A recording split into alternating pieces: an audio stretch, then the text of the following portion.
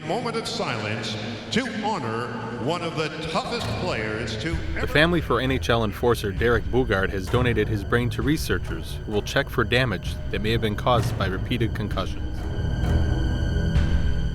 The suicide of former Chicago Bears player Dave Duerson became more alarming when Boston researchers announced that his brain had developed the same trauma-induced disease recently found in more than 20 deceased players. The diagnosis adds a new and perhaps pivotal chapter to football's still unfolding narrative surrounding concussions. Concussions, they've always been a part of sports at all levels. Until the last decade, they weren't thought of as anything more than getting your bell rung. By Beebe, up and running. Former Packers receiver Don Beebe, who incurred more concussions than he can remember, told me something that resonates in the mind of every competitive athlete. I actually, in the first quarter, got dinged by Benny Blades at the 1 yard line and got the wind knocked out of me. Was kind of dazed a little bit, and Favre was like, get up, so I got up. They carried me over to the sideline. Then I came back in the second quarter, got knocked out. I was knocked out for a couple minutes, and they took smelling salts, and I couldn't even get up. They said, you're done. I can't play no more. And so they hid my helmet. And I went to one of the equipment guys, and I said, hey, go find my helmet. I'll take care of you. Well, he found my helmet.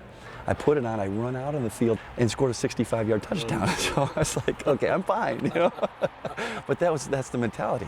We were fighting a history of, back in the 80s and 90s, concussion was a bell ringer. It wasn't a big deal, and don't worry about it, you can tough it out. Dr. Kevin Walter has dedicated his life's work to dealing with youngsters who suffer concussive injuries at the Children's Hospital Clinic, Greenway in Greenfield. Dr. Walter says athletes and their families can't take the consequences associated with concussions seriously enough. Both short-term with academic problems and emotional problems, but long-term, which is this chronic traumatic encephalopathy and the problems that we're starting to see with a lot of ex-professional and collegiate athletes. So there's devastating consequences to concussion.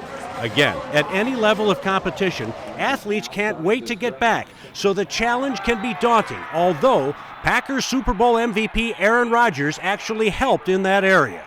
A lot of these people know concussion means you're out, so they try and hide their symptoms, which is dangerous. And it was wonderful for me to see Aaron Rodgers stay out that second week. It made my job selfishly a lot easier because I can say, look, Aaron Rodgers is taking this seriously.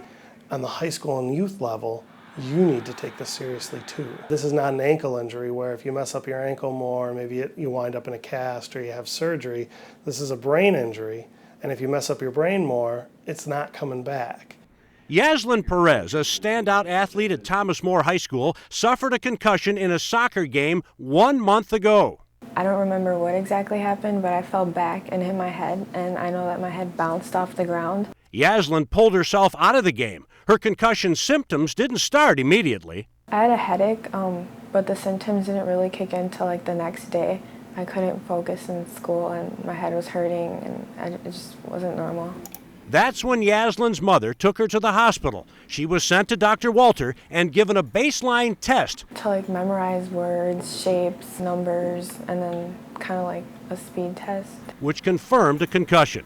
I felt like I did it right, but I guess the scores proved that I didn't. If you can do baseline testing, that gives us an idea of where your brain is functioning at pre-injury.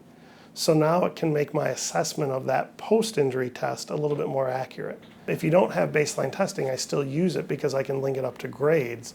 But now really I can look at memory functions, reaction time, brain processing speed, and really compare you to see if you've gotten to where you were before the injury. You can't put a Band-Aid on it. You can't rub dirt on it. There is no known cure for a concussion. But you can use your head by staying on the sideline. People would look at you and ask, why are you on the sideline? But they really don't know how I feel on the inside. And symptoms can last a long time. There's a big myth that 90% of people are better within a week, or you wait a week and this goes away, and that's not true. It's the best thing, because if I would have gone out and played, I was at risk for getting hurt again and being out longer. Tom Pippins, Fox 6 Sports.